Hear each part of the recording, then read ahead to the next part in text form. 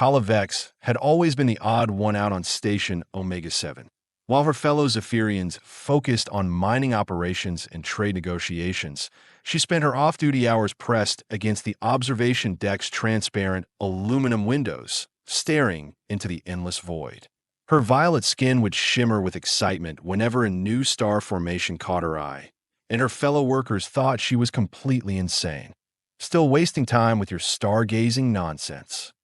Torv grunted as he passed by, his bulky frame casting a shadow over Kala's workstation. The mining foreman's attitude toward her hobby had gone from mild annoyance to outright hostility over the past few cycles. "It's called astronomy, you walking asteroid," Kala shot back without looking up from her equipment.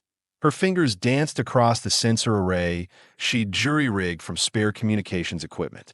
"Some of us actually wonder what's out there beyond profit margins and/or quotas." Torv snorted. "Wonder all you want. Credits pay for food, not fantasies." If only he knew what she'd been picking up lately. For the past 3 standard weeks, Kala had been detecting something extraordinary. A signal. Faint, inconsistent, but definitely artificial. It originated from a small blue-green planet in a system the galactic databases barely acknowledged. The locals called it Earth. The translation protocols were struggling with the linguistic patterns. Kala adjusted her receivers for the 100th time that day. The signal strength had been increasing steadily, and today something felt different. The background static cleared, and suddenly, "This is Captain Jake Morrison of the Terran Defense Force. Any vessel receiving this transmission, please respond. We are under attack. Repeat, we are under attack by unknown hostiles. Our defensive positions are failing. If anyone out there can hear this." The transmission cut to static, but Kala's hearts were hammering like fusion reactors. She'd finally made contact with an intelligent species, and they were in trouble. Her excitement quickly turned to dread as she realized the implications. Unknown hostiles? In that sector of space, there was only one species notorious for their aggressive expansion tactics, the Hegemony. "No, no, no," Kala whispered, frantically adjusting her equipment to pick up more transmissions. The Hegemony didn't just conquer worlds, they systematically exterminated entire civilizations. If they'd found Earth, another signal burst through the static, this one clearer and filled with desperate urgency. "Morrison here. The plasma bombardment has stopped, but they're landing ground forces. Thousands of them. Our boys are giving them hell, but..." The sound of explosions echoed through the transmission. "We have never seen anything like these creatures. They are 8 feet tall, covered in chitinous armor, and they fight like demons. But here's the thing, they bleed just like everything else." Kala found herself gripping the edge of her workstation. This Captain Morrison sounded so matter-of-fact about facing certain death. There was no panic in his voice, just grim determination. Most species she knew would be screaming in terror by now. "Listen, whoever's out there picking up these transmissions, you need to know something about humans. We don't go quietly. We don't surrender. And we definitely don't roll over and die just because someone thinks they're tougher than us. These hegemony bastards picked the wrong species to mess with." The signal strengthened, and Kala could hear the chaos of battle in the background. Weapons fire, shouted orders, and something else. Laughter. Actual laughter in the middle of a war zone. Rodriguez just took out 3 of their walkers with nothing but mining charges and pure spite. "I swear, that crazy woman is having the time of her life." Morrison's voice carried a mixture of admiration and disbelief. "Update for anyone listening. Earth's military forces are holding the line at major population centers. Civilian evacuation is 60% complete. We are buying them time, no matter the cost." Kala had to do something. She couldn't just sit here listening to an entire species fight for survival while she parsed sensor data. But what could she do? She was just a communications technician on a remote mining station. Her people had strict non-interference policies, and the Hegemony's reputation kept most civilized species far away from their conflicts. Still, she had to try. Kala activated her own transmitter, routing it through the station's main communication array. If Torv found out she was using official equipment for unauthorized transmissions, she'd be spacing herself out an airlock. but she had to take the risk. This is Kala Vexx of Station Omega-7 to Captain Morrison. I'm receiving your transmissions. You are not alone out there. The response came almost immediately, filled with static but unmistakably relieved. Well, I will be damned. Kala Vexx, you just made my day considerably brighter. What's your situation? Are you military? Can you provide assistance? I'm just a technician, Kala admitted, her voice wavering slightly. But I'm monitoring your situation. The species attacking you, we call them the Hegemony. They have wiped out 7 civilizations in the past 50 cycles. They don't take prisoners, they don't negotiate, and they don't stop until everything is dead. Silence stretched across the void for several heartbeats before Morrison's voice returned, harder now. Good to know. Thanks for the intel, Kala. But here's something you should understand about humans. Being told something is impossible just makes us more determined to prove otherwise. We have been defying impossible odds since we first looked up at the stars and decided we belonged there. Another voice joined the transmission, younger and more excited. Captain, this is Lieutenant Amy Foster at Firebase Delta. You're not going to believe this, but we just captured one of their dropships intact. These things are tough, but they have got a critical weakness in their power distribution systems. One well-placed EMP grenade, and they are sitting ducks. Outstanding, Foster. Relay that information to all units immediately. Kala listened in amazement as the humans adapted in real time to their enemy's technology. Most species took cycles to analyze and counter new threats. These humans were doing it in the middle of battle, under fire, while facing extinction. Kala, you still there? Morrison's voice cut through her thoughts. I'm here, Captain. I need you to do something for me. If we don't make it through this, someone needs to know we were here. Someone needs to know we fought. Can you do that? Kala's throat tightened. You're going to make it through this, Captain. You have to. Morrison's laugh was dry, but not without warmth. Appreciate the confidence, but let's be realistic here. We are facing a technologically superior force with vastly superior numbers. By all logical calculations, we should have been wiped out hours ago. Then why haven't you been? Because logic has never been humanity's strong suit. We specialize in being too stubborn to know when we are beaten. Case in point, Sergeant Tommy Park just convinced a squad of Hegemony shock troops to surrender by challenging their leader to single combat and winning with nothing but a combat knife and an attitude problem. The absurdity of it made Kala laugh despite the situation. These humans were facing annihilation with humor and defiance. It was simultaneously the most terrifying and inspiring thing she'd ever witnessed. Captain, I'm detecting massive energy signatures in your system. Something big is coming through hyperspace. Morrison's voice tensed. How big are we talking? Kala checked her readings twice before responding. It's a Hegemony Devastator-class dreadnought. Those ships can crack planets.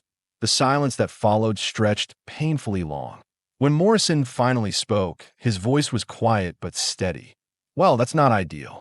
But we knew this was coming. Earth Command anticipated they'd escalate once we started giving their ground forces trouble. Captain, you need to evacuate. Get your people out of there. Can't do that, Kala. Earth is our home. Our families are here. Our history, our culture, everything that makes us human is on this planet. If we run now, we lose more than our lives. We lose our souls. Another voice crackled through the communication, this one belonging to a woman with a thick accent Kala couldn't identify. This is Colonel Maria Santos, commanding the Luna Defense Grid. Captain Morrison, we are tracking that dreadnought on approach. Estimated arrival in 47 minutes. All defensive platforms are charged and ready. Luna Grid, this is Morrison. What's our chances? Santos paused before answering. Honestly, not good, but we have got some tricks up our sleeves. Turns out our nuclear arsenal is far more effective against their shielding than their intelligence suggested. We have been hiding our true capabilities. Outstanding. How many nukes are we talking about? All of them, Captain.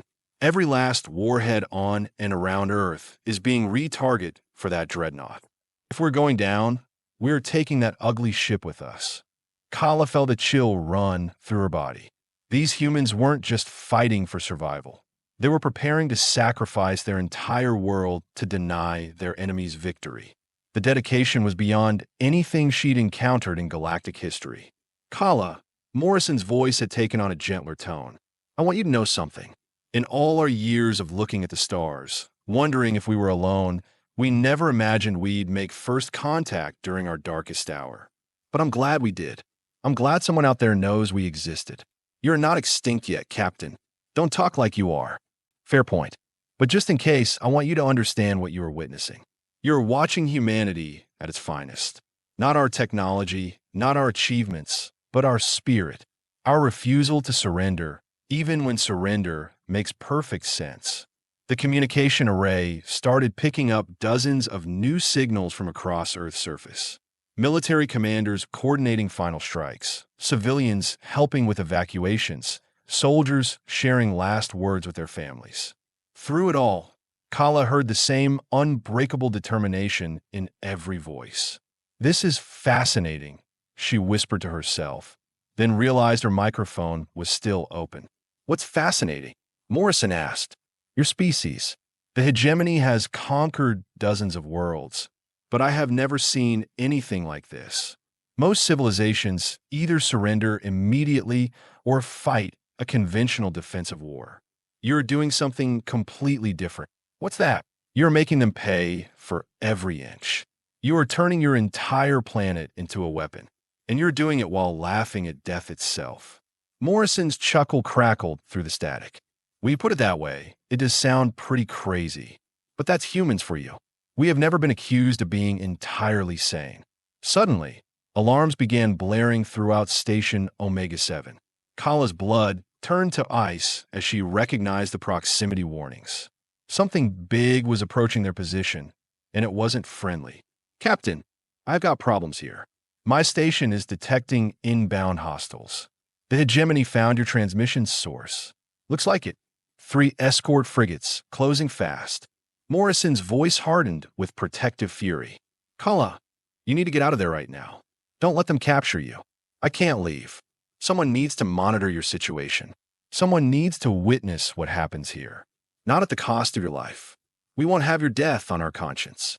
But it was too late. The hegemony ships had already begun their attack run on Station Omega-7. Kala could hear the hull groaning under weapons fire, and the lights flickered as power systems struggled to compensate for damage. Morrison, the dreadnought, just dropped out of hyperspace. It's massive. How are you planning to fight that thing? The same way humans have always fought impossible odds. With everything we've got, and then some. The last thing Kala heard before her communication array exploded in a shower of sparks was Morrison's voice, calm and steady in the face of annihilation. Remember us, Kala. Remember that we were here, and we didn't go quietly. As Station Omega-7 shuddered under hegemony firepower, Kala clutched her emergency transmitter and prayed to whatever cosmic forces might be listening that somewhere, somehow, the impossible humans would find a way to prove that impossible was just another word for challenge accepted.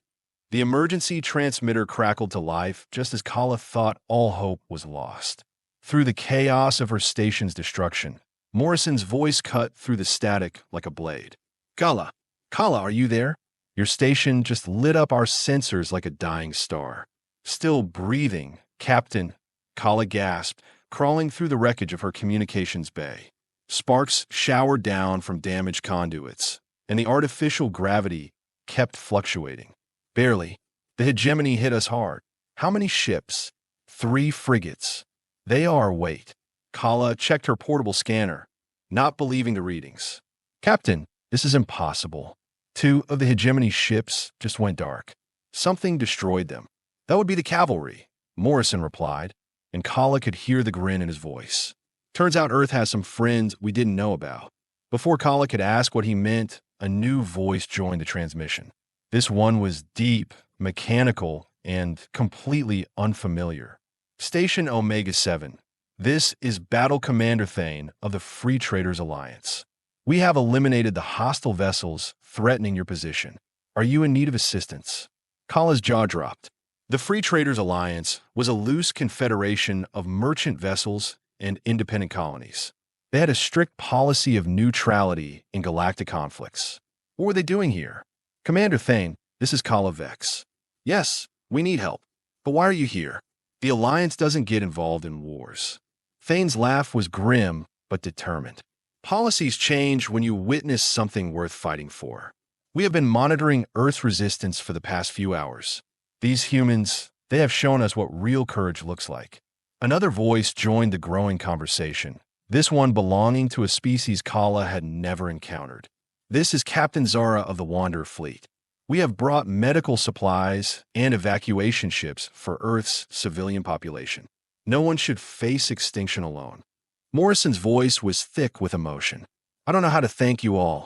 Don't thank us yet, Thane replied. That Hegemony dreadnought is still bearing down on your world. Our combined fleets are impressive, but we are still outnumbered and outgunned.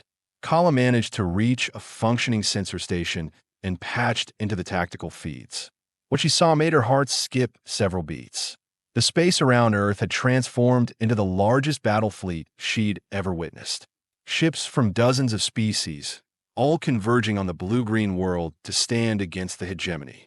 My stars, she whispered. There must be 200 ships out there. 237, to be exact, Morrison corrected.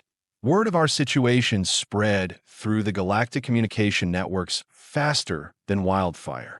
Turns out, a lot of species are tired of watching the hegemony devour entire civilizations. The dreadnought emerged from hyperspace like a nightmare made manifest. It was easily 10 times larger than any ship in the Allied fleet, bristling with weapons that could level continents. Its black hull seemed to absorb light itself, and Kala felt a primal terror just looking at it.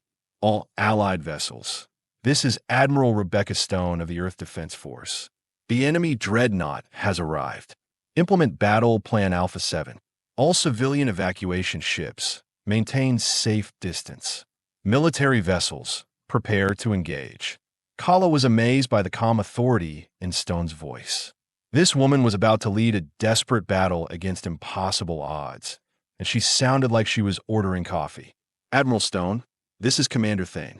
Our ships are in position, but I have to ask, are you certain about this plan? It's completely insane. Stone's laughter echoed across the communication channels. Commander, you have been talking to humans for the past few hours. Have we struck you as a particularly sane species? Point taken. All free trader vessels, weapons hot. Let's show these hegemony monsters what happens when they pick on someone our size. The battle began with a coordinated strike from the Allied fleet. Plasma cannons, particle beams, and kinetic projectiles converged on the dreadnought from every angle. For a moment, Kala dared to hope that their combined firepower might be enough. Then the dreadnought returned fire.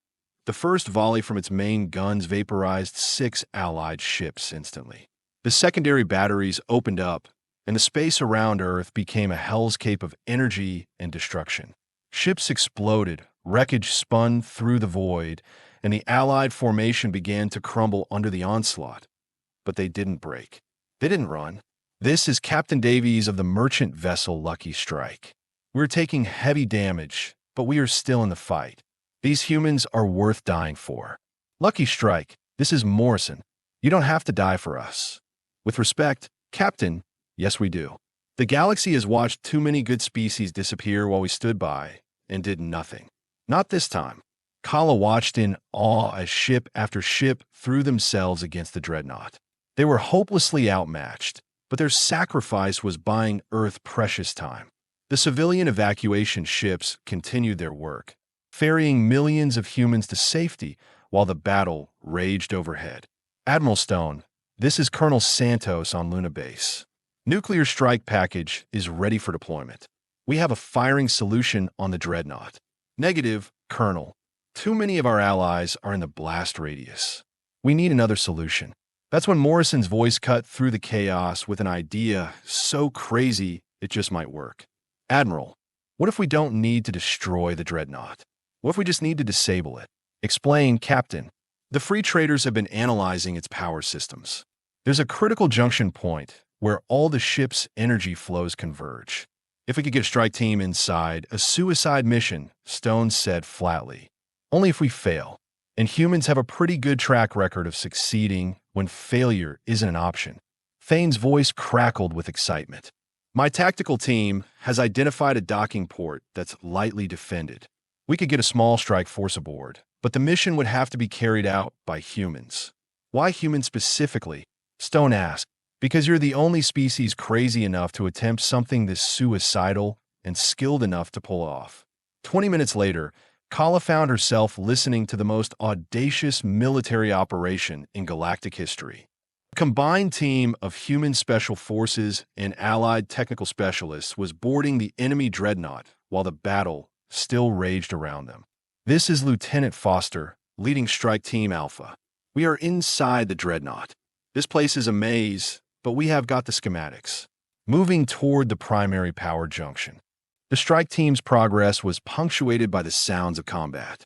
Pulse rifle fire, explosions, and the occasional colorful curse from human soldiers encountering Hegemony security forces. Foster, this is Sergeant Park. My team just ran into a squad of those 8-foot nightmares. They are tough, but they're not used to fighting opponents who think outside the box. Rodriguez just took out their heavy weapons specialist with a makeshift explosive and a prayer. Meanwhile, the space battle continued to intensify. The Allied fleet had lost nearly half its ships, but they were making the dreadnought pay for every kill. Kala watched as a badly damaged free trader vessel rammed itself into one of the dreadnought's weapon batteries, silencing an entire gun deck. All vessels, this is Admiral Stone. The strike team is approaching their objective. Maintain pressure on the dreadnought. Don't let them redirect resources to internal security. Foster's voice came through with barely controlled excitement. Admiral, we have reached the power junction. This thing is massive. It looks like they're channeling enough energy to power a small star. Can you disable it, Lieutenant? Working on it. The alien tech specialist says we need to create a feedback loop in the primary conduits. It's going to require some creative rewiring. What followed was 10 minutes of the most tense technical discussion Kala had ever heard. Humans and aliens working together under impossible pressure, jury-rigging a solution to disable a weapon of mass destruction from inside. Foster, this is Park. We have got company. Hegemony reinforcements are moving toward your position. Big ones. How big? Remember those 8-foot monsters I mentioned? These guys make them look like children. The sound of intense combat filled the communication channels. Kala could hear the distinctive whine of human plasma rifles mixed with alien weapons she couldn't identify. Through it all, Foster's team continued working on the power junction. Almost got it, Foster reported. Just need another 30 seconds. You have got 20, Park replied grimly. These things are breaking through our defensive perimeter. Then, just as all seemed lost, Foster's voice rang out with triumph. Feedback loop initiated. Everyone get clear of the junction. The effect was immediate and spectacular. The dreadnought's lights flickered, its weapons fell silent, and its massive engines shut down. The ship that had terrorized dozens of worlds was suddenly dead in space. Strike Team, this is Admiral Stone. Outstanding work. Get to the extraction point now. But the Hegemony weren't finished. Even disabled, the dreadnought still had one final weapon. Its self-destruct system. All ships, emergency withdrawal. Stone's voice cut through space. The dreadnought is going critical. Blast radius will encompass half the system. Kala watched in horror as the massive ship began to glow with internal fires. If it exploded, it would take out most of the Allied fleet and severely damage Earth itself. That's when the humans did something that defied all logic and reason. Instead of running, they moved closer. Admiral, what are you doing? Thane demanded. Something typically human, Stone replied. We're going to use our gravity manipulation technology to create a controlled implosion. Contain the blast within the dreadnought's hull. That's impossible. The energy output will overwhelm your systems. Probably, but we have to try. Every remaining Earth vessel positioned itself around the dying dreadnought. Their gravity generators worked in concert, creating a containment field that fought against the laws of physics themselves. The strain on their ships was enormous. Hulls buckled, systems overloaded, and several vessels simply disintegrated under the pressure. But it worked. The dreadnought's explosion was contained within Stone's gravity field. Instead of a system-killing detonation, it became a brief, brilliant star that burned itself out in moments. The silence that followed was profound. Did we actually win? Foster's voice was filled with disbelief. Lieutenant, you and your team just saved not only Earth, but dozens of allied vessels and probably half this solar system, Stone replied. I'd say that qualifies as a victory. Cheers erupted across the communication networks. Ships from dozens of species celebrated together, united by their shared triumph over tyranny. Kala wiped tears from her eyes as she transmitted her final message to Earth. Captain Morrison, this is Kala Vexx. I want you to know that what I witnessed today will be recorded in the galactic archives. Your species' first contact with the galaxy will be remembered not as a plea for help, but as a lesson in what true courage means. Morrison's response was warm with gratitude and tinged with exhaustion. Thank you, Kala. And thank you for listening when we needed someone to hear us. The galaxy is a bigger, brighter place knowing there are friends like you out there. As Kala watched the rescue ships, ferry wounded personnel, and the cleanup crews begin their work, she realized something profound had changed. The galaxy had been introduced to humanity not through diplomacy or trade, but through their finest hour. Every species that participated in the battle had witnessed what humans were capable of when everything they loved was at stake. The hegemony's expansion had been stopped, not by superior technology or overwhelming force, but by the simple human refusal to surrender. And in that refusal, they had found allies among the stars. 6 months later, Kala received a personal invitation to visit Earth. She accepted, eager to meet the species that had shown the galaxy what heroes looked like. When she finally stood on Earth's surface, breathing its air and feeling its sun on her face, she understood why the humans had fought so hard. This wasn't just a planet. It was home.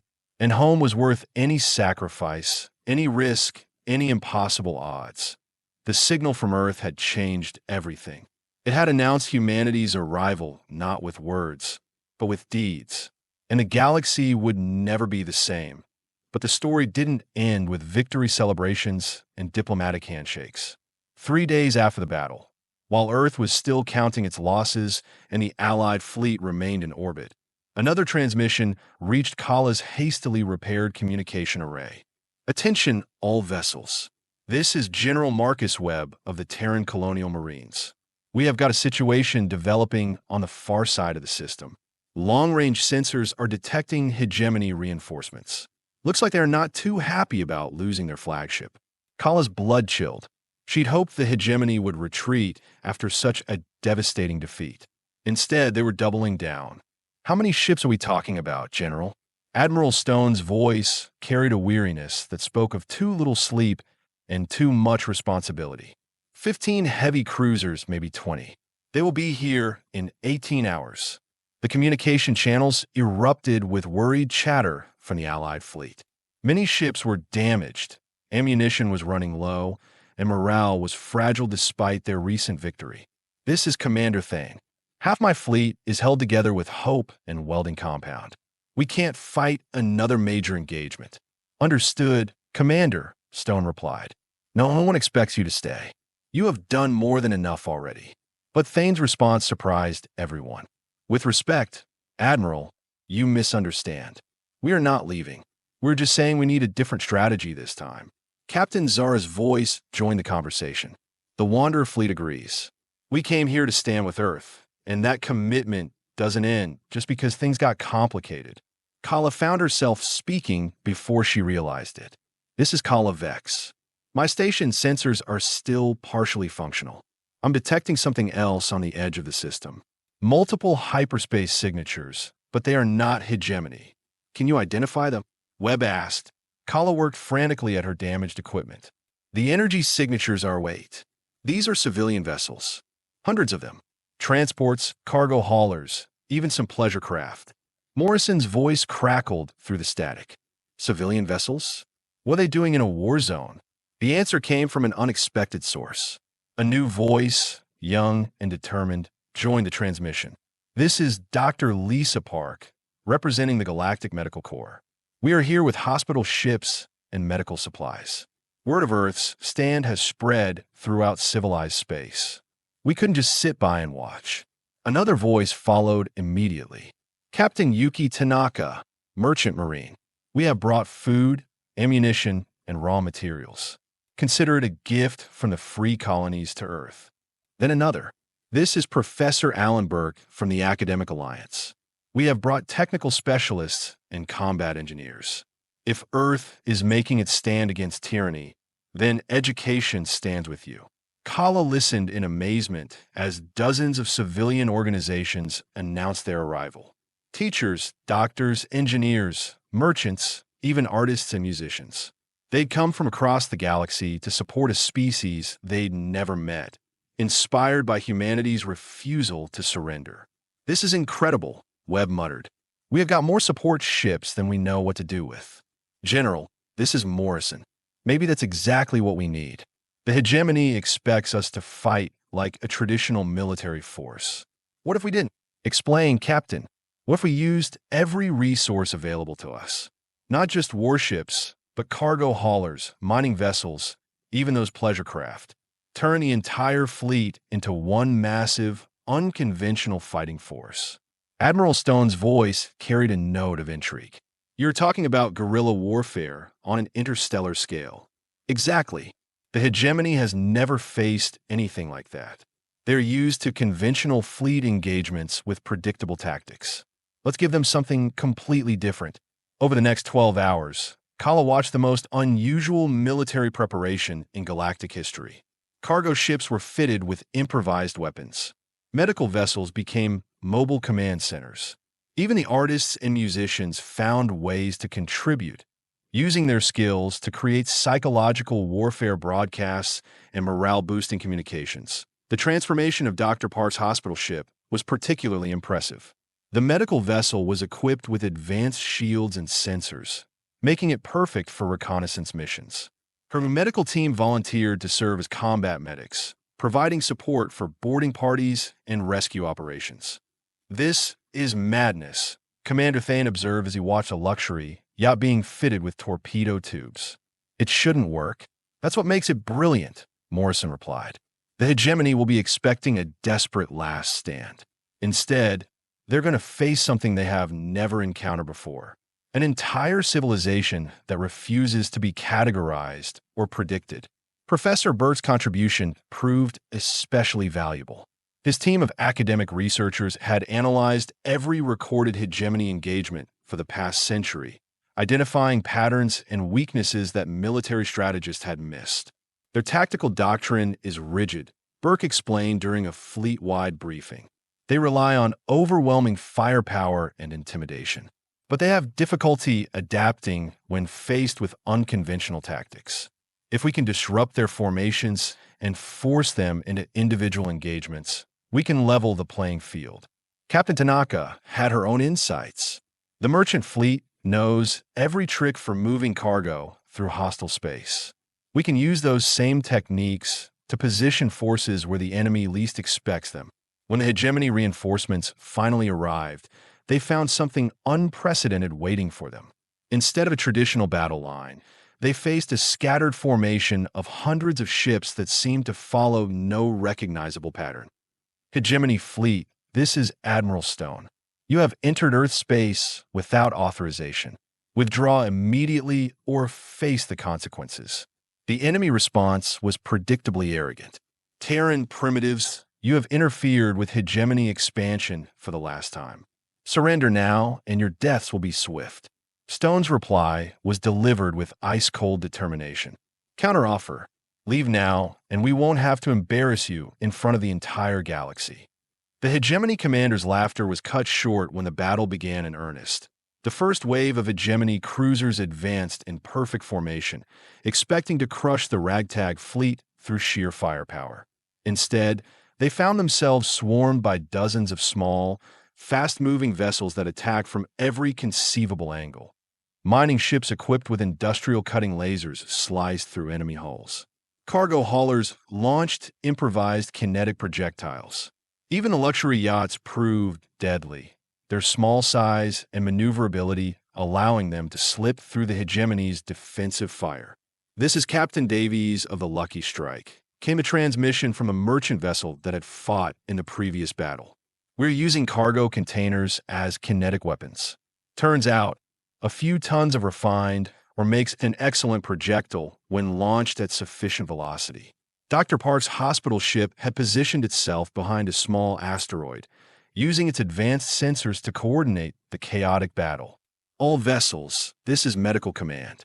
Enemy cruiser Delta 7 has a hull breach on its port side. Concentrate fire on that weak point. The Hegemony forces found themselves completely unable to adapt to the unconventional tactics.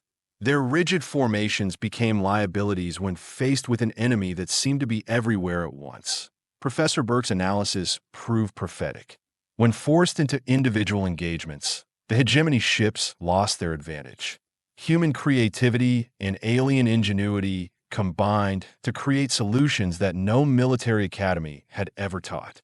This is Lieutenant Foster. Aboard the makeshift assault craft Determination came a transmission from one of the most audacious operations of the battle. We have converted a passenger liner into a boarding vessel, approaching enemy cruiser for capture attempt. The Determination was a work of art.